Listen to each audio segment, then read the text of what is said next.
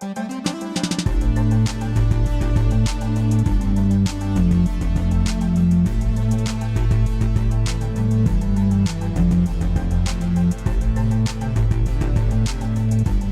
and welcome to another bonus podcast. My name is Kristal. I'm one of the pastors here at Northview Community Church, and I'm joined today by Thaleia. Hello. Who is our pastor of care, and also by Steve Kim. Hello. Steve is a member of our Apologetics Canada team here that works out of our office, and we're going to give him some time to promo some of his stuff there. But I first thought I would just tell you what our topic is today, and then we'll go into some of that promo. Steve is Korean, and we were wanting to talk about racism. It's a topic that we've chatted about together, and so we thought this would be a great opportunity to have him on the podcast. So Stay tuned. We will talk about racism in a few minutes, but I wanted to give Steve a few moments just to tell us a little bit about Apologetics Canada, what your new initiatives are, what is exciting in your department these days. So go. Yeah, thank you. So I work for this. I'm assuming most of the listeners are Northview goers, so they're probably familiar with Apologetics Canada already. But if you're kind of tuning in from elsewhere for the first time, Apologetics Canada is an apologetics arm, if you will, of Northview Community Church. And our mission is to help equip local churches and across Canada so that Christians can be an influencer in the public sphere. Okay, wait, hang on, Steve. So some people tuning in for the first time might think Apologetics Canada, we need to say sorry for our faith? Yes. You better explain that a little bit. We hear that all the time. The word apologetics actually comes from the Greek word apologia. And you find that in 1 Peter 3:15, where Peter says, "In your hearts set Christ apart as Lord, and always be ready to give an answer to everyone who asks for the reason for the hope that you have in you, but do this with gentleness and respect." And that word, give an answer, is the word apologia. And that word actually is still in use today in Greece. When a defense lawyer makes a defense for the defendant, that's called apologia. And so apologetics is that branch of theology that seeks to give rational basis for the Christian truth claims.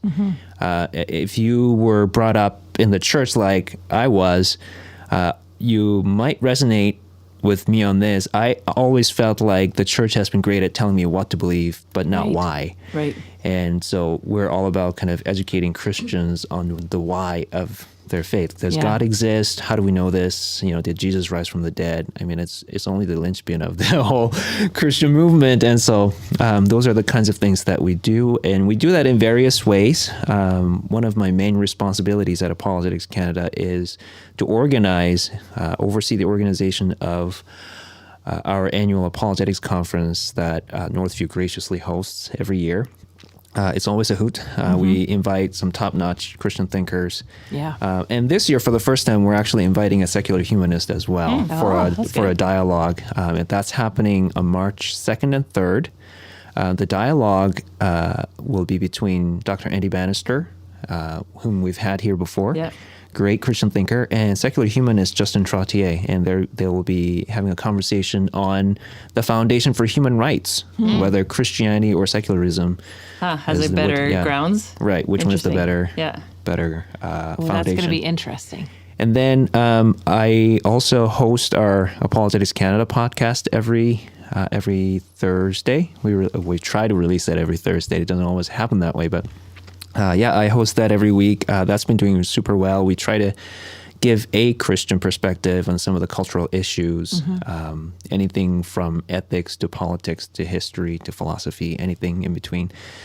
And so people could just go on iTunes and download it, or on your website, or what's the best way for people to find that podcast? Yeah, the easiest way would be to just go to iTunes or any podcast catcher app that you use and search for Apologetics Canada, and that should pop up pretty quickly.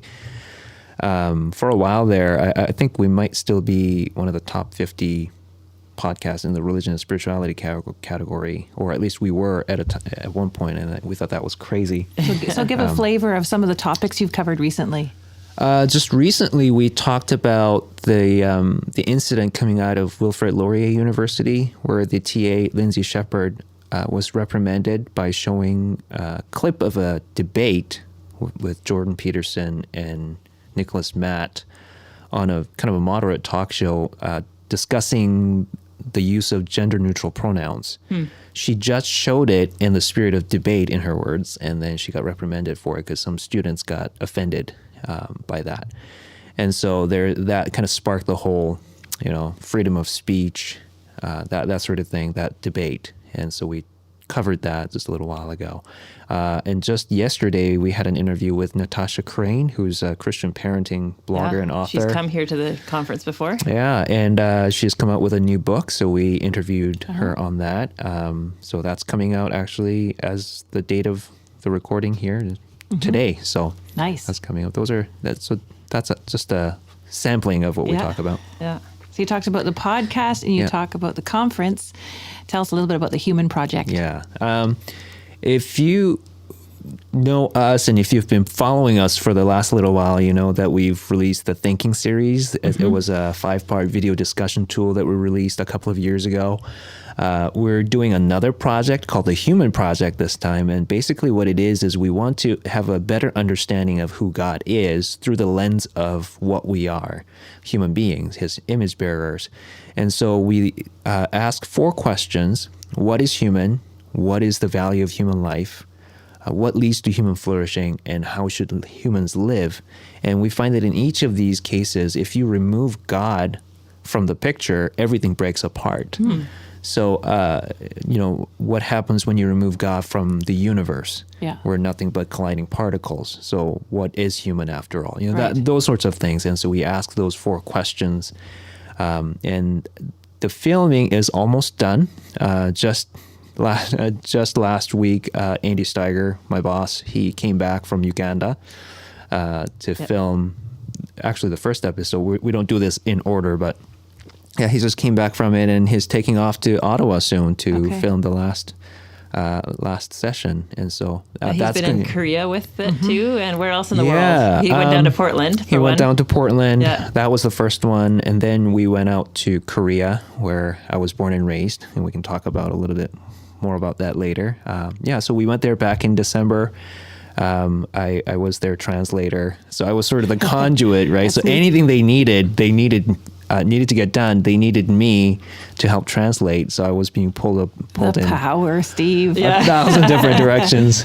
I'm not sure I want that kind of power. It was everything was coming through me. So I was pretty tired, but it was so worth it. Doing this ministry work that I'm passionate about and being able to kind of contribute with my language skills. That was a real treat. Yeah. And that Human Project will be released at the conference, March 2nd and 3rd. Go to apologeticscanadaconference.com and you can sign up for the conference and come and check out our premiere of the Human Project. Nice. Sounds good. Yeah. So let's start our topic then. Yeah. We are Well, going why to don't you say how this topic came out? Yeah. So a few weeks ago, I was sitting with Steve at our lunch, one of our lunch tables in our lunchroom here at Northview, and a few other staff were with us. And we just were chatting like we normally do, and we started talking about the topic of racism. And Steve was telling his story about coming to Canada and his thoughts about people of different ethnic origins before he came here and how it changed after. And we were gripped. Our table was so interested in this conversation. And I thought, what a great podcast topic. So we invited him and he said he would come, and this is great. Yeah. So why don't you start, kind of let us in on that conversation. Give us a little bit of your background, how you came to Canada and how old you were and those kind of things. Well, I was born and raised in Korea, south of the South. In fact, I am from this southeastern province where we speak in our own dialect, and apparently when I speak in Korean, I sound pretty hick. Like it's kind of like the It's Texan like drawl. Alabama or something. Yeah, something like that, right? That's funny. So I came to Canada, to the Vancouver area, just shortly after I turned 14. My dad, because he's the oldest among his siblings, the onus culturally falls on him to take care of his parents when in their old age. And so I grew up with my grandparents, and one of the responsibilities was to, if they ever go on travels anywhere, often my dad would accompany them. And so one year my uncles and my aunt, they decided to send my grandparents on a world tour as a kind of a thank you gift for raising us, kind of thing. Oh, wow. It's such a filial piety driven this. kind Yeah, of I know. thing. Yeah, I know. Kids, are you listening? Take note, right? Yeah, I'm starting to make notes where I would like to go. Yeah, and so my dad actually had a chance to go to lots of different places with my grandparents, like, to the Latin Americas, Europe, and Australia. And one of the places that he actually had a chance to go visit was Canada. And so that's when he decided that they should probably move somewhere else, because at the time he didn't really like how the politics was going, how the education system was run and everything. So he thought, I want to give my kids the best chance they can. And so we decided to move to Canada. It was a toss-up between Canada and Australia, apparently. So I could have ended up in Australia with an Aussie accent. And Canada's a big country, so why Vancouver area? Because Vancouver had this reputation for being a really beautiful city. And he visited Vancouver when he was here? Yeah. Okay. Yeah. And apparently when you go on these tours, they go to all these beautiful places, but they always make the point, with this travel agency anyway, they may always make the point of going to downtown East Side. Right. That's their last stop, because otherwise people get so kind of, enamored with Canada, just, not, and so they want to give them a bit more of a, here's the darker side too. Canada isn't a perfect country, the kind of thing. or grungier side. Yeah, and so you got to look at this too. But that didn't stop my dad, and so he thought, yeah, Vancouver is the place to go, especially because it's just on the other side of the Pacific Ocean, so it's easier to travel to Korea if need be, better than Toronto. Were his parents still alive at this point when he moved here? Yes. When you moved here as a family? Well, when my dad decided to move and broke the news, both of my grandparents were alive. Okay. And normally, my grandparents' generation, they're pretty conservative socially. And so typically they're like, you were born in Korea, you're Korean, this is where you're going to bury your bones. Yeah. Those sorts of things. But my grandparents were pretty kind of progressive in that way. Okay. And so, well, if that's what you think is best for your kids, go do it. My grandfather passed away a couple months before we came to Canada, but my grandmother's still living.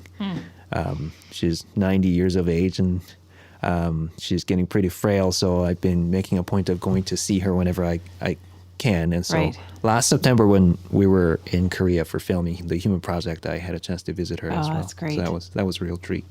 So you were 14 when you came. You've said you have a brother. Yes. Who was older than you at the time, I think. Yeah. So he was how old? He was 17. Okay.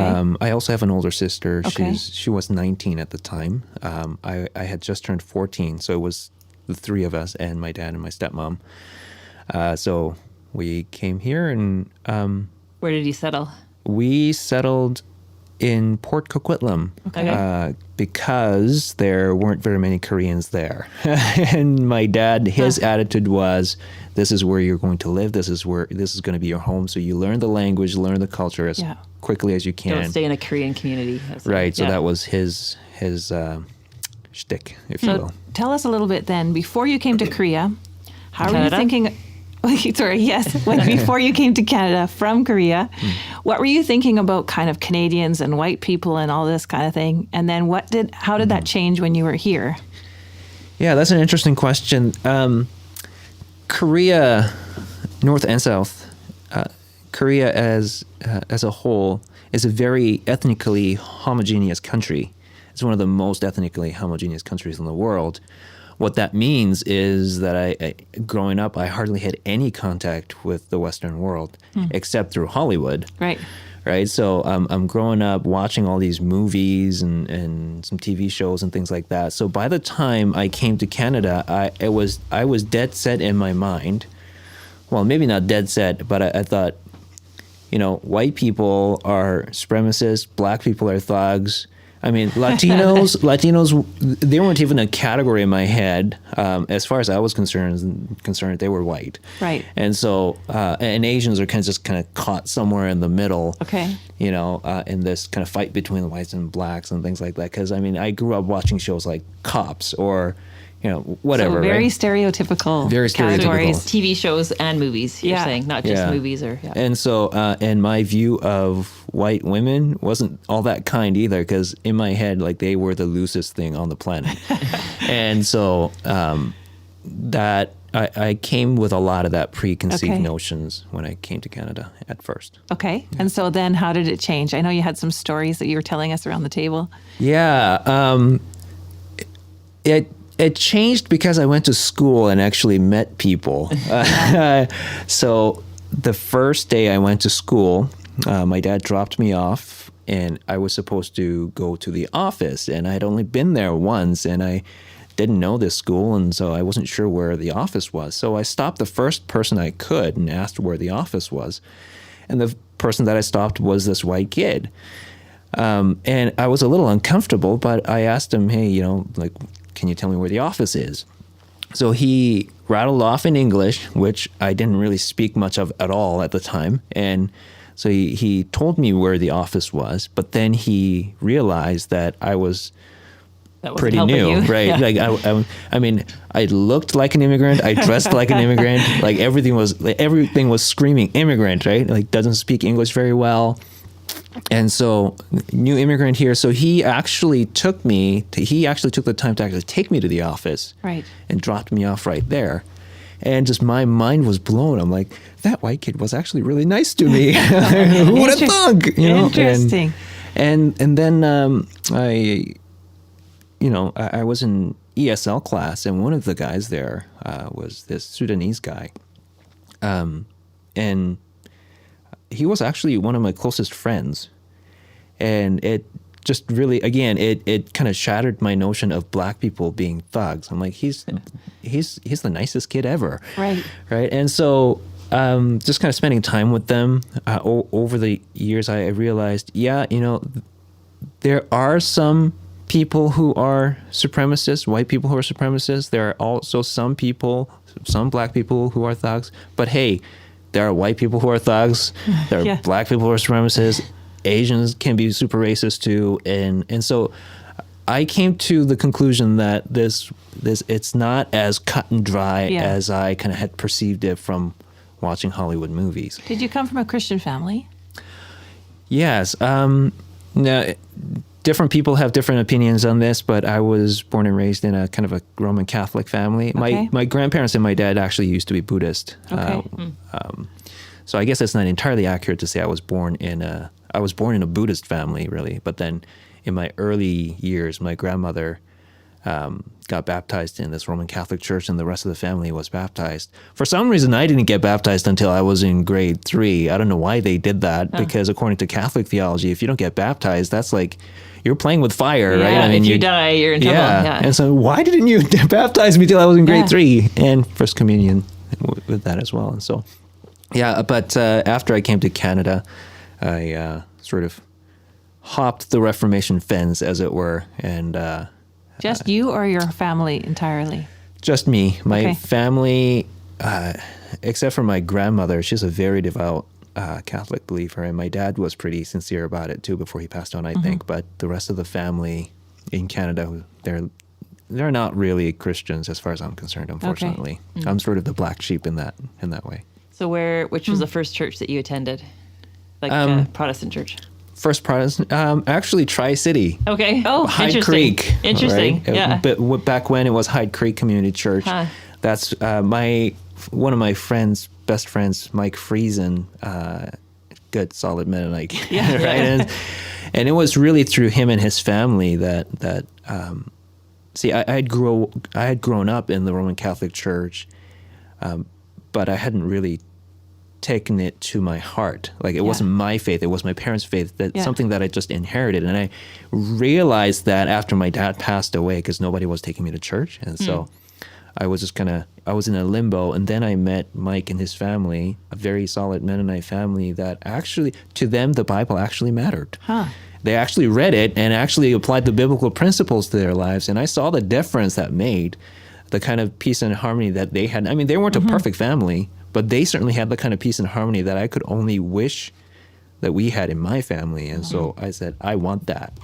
So I started following him to his church and realized that evangelicals are not the kind of heretics that I thought they were. This seems to be a theme. I have these preconceived notions of people, and then they get broken down. That's pretty normal for most of us.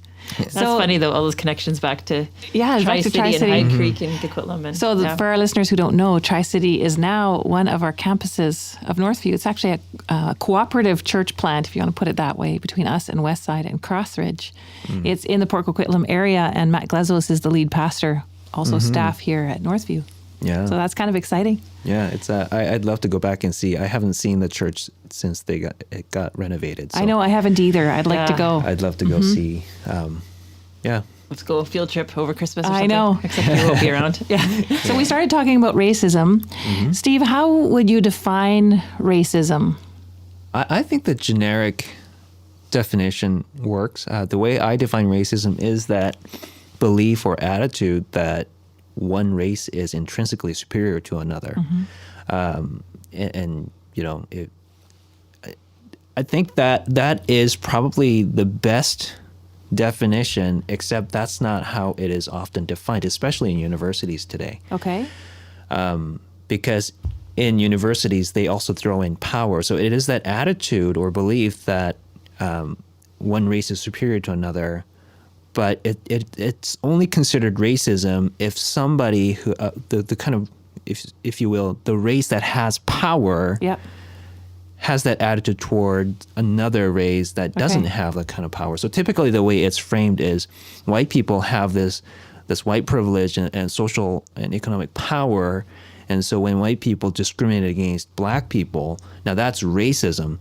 But if black people discriminate against white people, that's not racism. Because they don't have the same power. Because they don't have the same power. So you would argue that that's not an accurate way to look at it. No, I think that doesn't really work, I don't think, because you could come up with situations where a black person has power and it's the white person who doesn't have any power. So if you have, say, a poor white farmer boy from rural, I don't know, Kentucky somewhere, and say Oprah comes along and spouts off all kinds of racist slurs and things like that. Now, according to this definition, well, not according to this definition, according to the way people typically think about it, Oprah, because she's black, she can't be racist. But I mean, she just fulfilled all the categories, right? She has power, right? And she has far more economic advantages and power than this poor white farmer boy from Kentucky. And so for me, it doesn't make sense that, it's only when one race does this to another is it considered racism. It just doesn't make any sense to me. So I don't think that element, that component, that power component clarifies anything. So how have you experienced racism? I've actually had it pretty easy. And one of the things that my family liked about Canada was that it was not as racist as the United States. That was the perception. And so when we came to Canada, one of the reasons we wanted to go to a place like Vancouver is, it's a bit more urban. Yeah. So there are a lot of nationalities represented there. Yeah.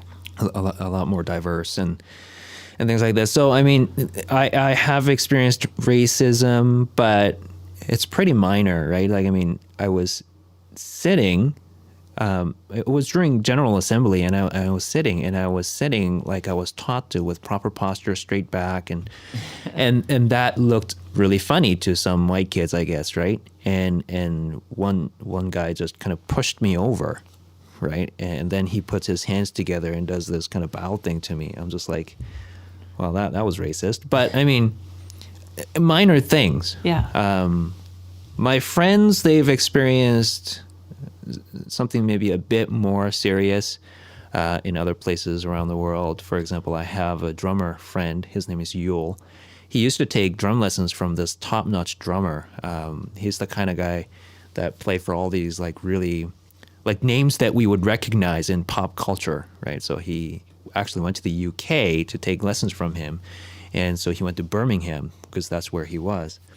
When he was in Birmingham, he said, Birmingham is so racist. I'm like, really? I thought it was a really kind of a diverse kind of a city. He's like, it is, but also white people are super racist because while I was there, this guy, this restaurant owner came up to me and just offered me a dishwashing job just because I was Asian.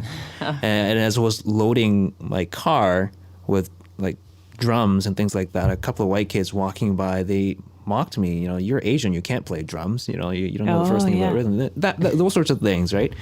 And so, my friends kind of experienced it a little bit more seriously than I have, perhaps. But I've kind of seen sort of little hints of it here and there. So can I throw a question at you that we didn't prepare you for? Yeah, sure, absolutely. So can you talk about your marriage? You are married to a white girl. And what is this like? And what was this like for your family, being from Korea and Korean through and through? Talk to us a little bit about interracial marriage and what that means for you. Yeah, interracial marriage. Yeah, my wife is from Alberta, sort of all over Edmonton, Calgary, Red Deer. She's white as they come. Fantastic, by the way. Sharina is her name. Yeah, she's a student midwife. Love her to bits. And we make some pretty cute kids. And that was a completely neutral and unbiased statement from the father, right? That's right. But yeah, interracial marriages, for me, it was rather. There are certain things, that we have to kind of get used to, like different cultural expectations. Mm-hmm. But for us, it hasn't been insurmountable. But I can see how in some interracial marriages, some of those cultural differences might be really difficult. So I think if you want your interracial marriage to work, you got to make sure that you understand each other's culture fairly well, and that you can actually speak the language really well. Yes. So to have that really smooth communication. Because it's hard enough to navigate through marriage without having these differing cultural expectations thrown into it. Did you have any pushback from your parents or her parents when you got married? From her parents, zero. Okay. No resistance from them whatsoever. I think they kind of always knew that Sharina wouldn't marry a white guy. Just kind of, her given her history and her preferences and things like that, I think. But my family, well, my brother and my sister, they didn't really care. My mom, on the other hand, she's a bit more traditional. Mm-hmm. When I was at Columbia Bible College, I was at the time dating a white girl. I never had a thing for Asian girls, and my mom knew that, and she didn't like that very much. And it didn't, her hierarchy was, I would really love for you to marry a Korean girl. Yeah. But if you just can't, find a Korean girl, I'll settle for any Asian girl. But if you really can't, I don't know, maybe white girl. But she would have really drawn the line. I'm like, well, I don't know about marrying an Indian girl or black girl or whatever, right? Okay, so stop for a second right there. That kind of blows a little bit of my circuits in the fact that the perception often is that Asian people are sort of sometimes in competition with each other. Mm. So that surprises me that your parents would be, or your mom would be sort of Korean first and then any other Asian second. Before white. Yeah, before white. Yeah. I think, God bless her soul, I love my mother, but I think she's also, the product of her times, right? And again, she wasn't very exposed to different cultures. She came to Canada with the same kind of preconceived notions that I did. Right. She just hasn't been able to come out of that as much as I have because she struggles with the language of it all, and she hasn't overcome the language barrier very well. So she doesn't come in really deep, meaningful social contact with a lot of white people or black people, people of other ethnic origins. And so I think that's probably where it comes from. She's not trying to be racist, but she's just that's just how she knows life. Yeah. So I don't blame her for it. But there is definitely a sense in some ethnic minority communities that, if you marry a white person, you're sort of getting ahead in the game kind of thing, right? But for my mom, it was more important that the family kind of stay Korean, if you will, because, and there's some truth to what she's saying, because she would rather have a Korean daughter-in-law with whom she can communicate and understand sort of how the culture works and things like that. And so More comfortable. I can understand that. Yeah. I mean, she didn't completely veto it. Ultimately, she left it up to me. You got to decide. But she made her preferences known at one point.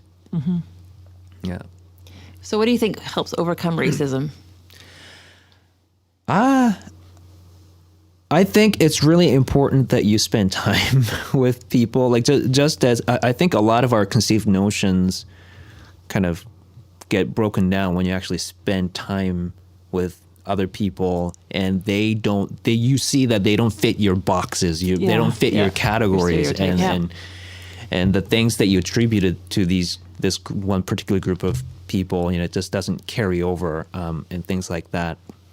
And so I think the first thing is to spend time with them, and I think these people need to be humanized in your eyes. They can't just be a generic group of people.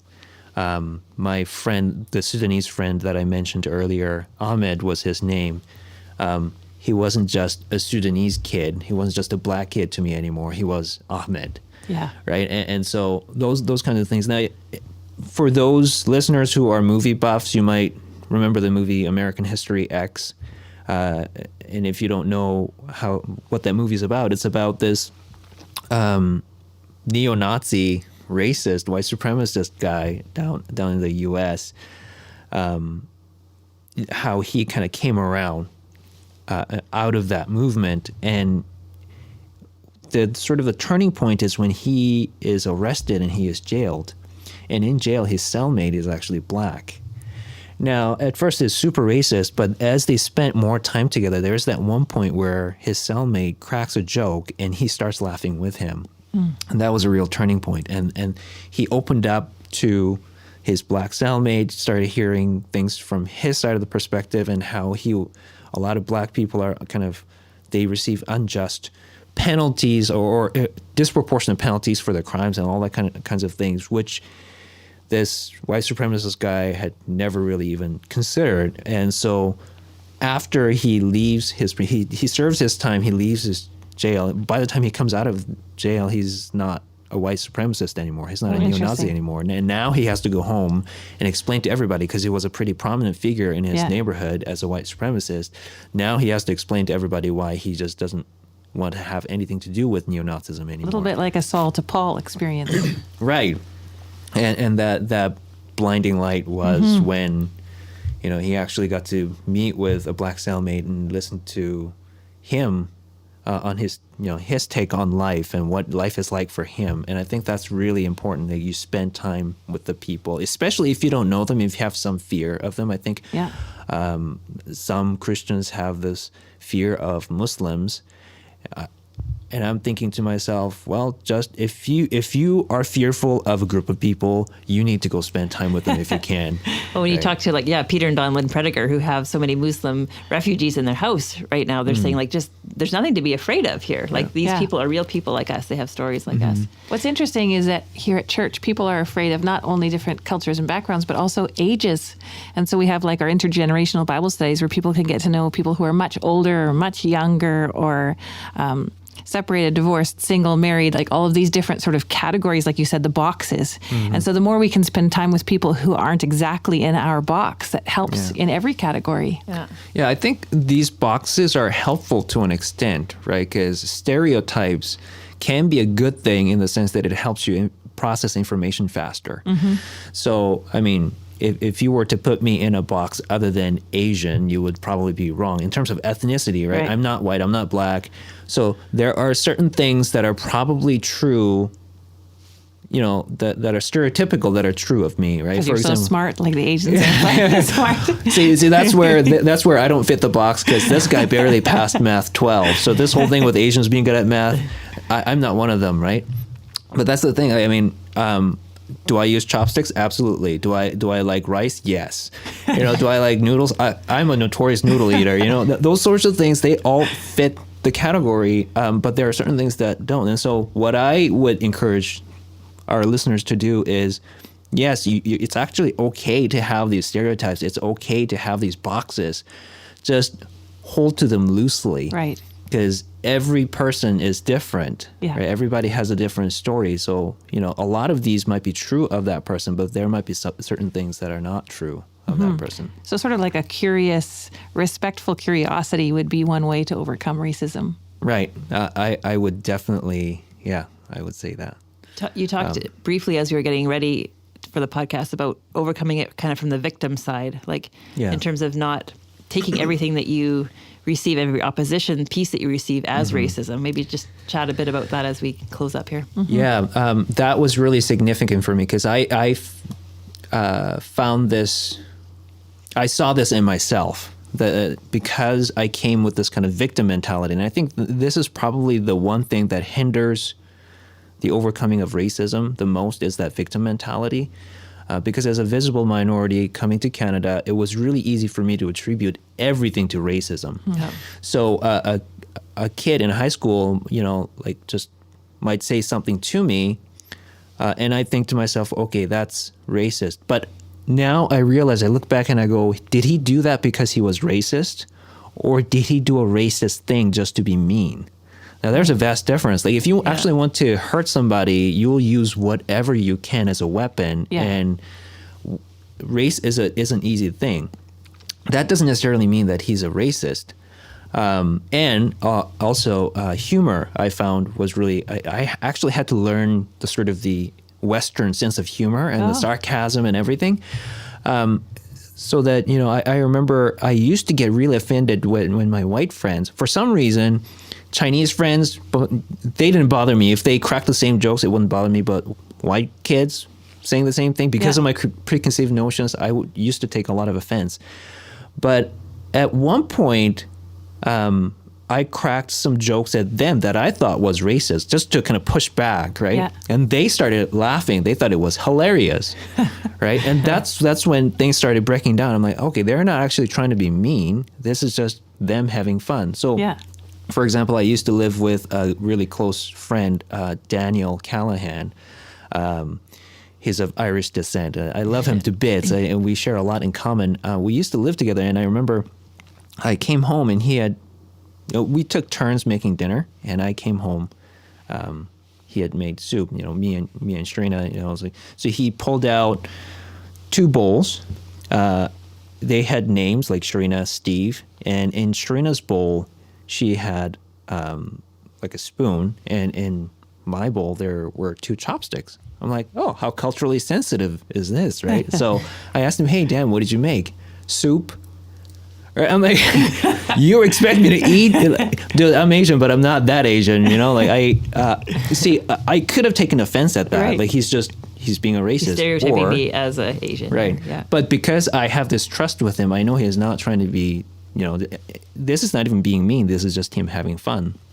I know that for a fact because I can crack other jokes at him and he'll just find it funny. Yeah. Right. So I think kind of one way in which to overcome racism, not only do you need to spend time with people, I also think you need to give them the benefit of the doubt. Yeah. And don't read racism into everything. Because, in fact, how would you know? For example, Thalia, if you were racist, how would I know that you were racist? Anything short of spouting off racial slurs and anything short of just spouting off racial slurs, like I couldn't really draw that conclusion that you were racist.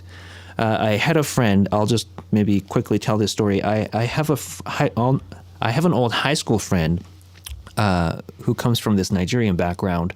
She went to Walmart, and this white employee started following her around. And so she recorded this whole thing on video, and she put it up on her Facebook page, and everybody was saying, oh, I'm so sorry you went through this. Wow, this is so racist, so on and so forth. And I thought to myself, I'm sorry this happened to you, but are you sure this was a racist thing? Yeah. Because for all you know, she was following you around because of your age or because of something else, right? I mean, for all I know, she was could have following. had a lot of women shoplifters that Right. week or something. Yeah, and again, for all I know, well, she maybe is a racist, but I just can't draw that conclusion just from following her around. And so all that to say, if you kind of go in there with this victim mentality, it's so easy to interpret everything as racist. Everything, the deck is stacked against you and all that kind of stuff. And so I think you really kind of need to let that go. Give people the benefit of the doubt and spend time with them. Yeah. And hopefully that'll help us overcome racism. That's neat. Yeah. Would you mind praying for our listeners before we leave, Steve? Yeah, sure. Yeah, I'd be happy to do that. Our Heavenly Father, we thank you for this time together. Thank you that we live in a country that has a reputation for being not as racist as some of our neighbors. But even there, we're broken people trying to live together, a bunch of sinners trying to live together, and just things are bound to happen. The racism, it hasn't been completely eradicated in Canada, and I'm not even sure if it ever will. So Lord, as we go on from here, we ask that you would give us the grace to look at each individual person as the image bearer of God, so that we don't just put them in a box, that this box that we will defend to our deaths. Teach us to hold to these stereotypes and boxes loosely.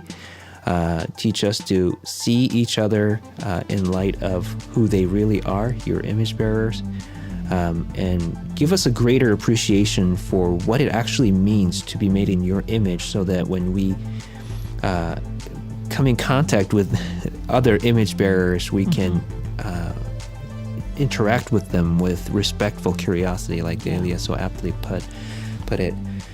So, Father, give us the grace for today as we deal with people, especially those of us who live in areas with diverse ethnicities represented, and hopefully give us the grace to overcome racism one little step at a time. Yeah. In Jesus' name, amen. Amen. Thank you for joining us, Steve. Thanks for having me. Yeah.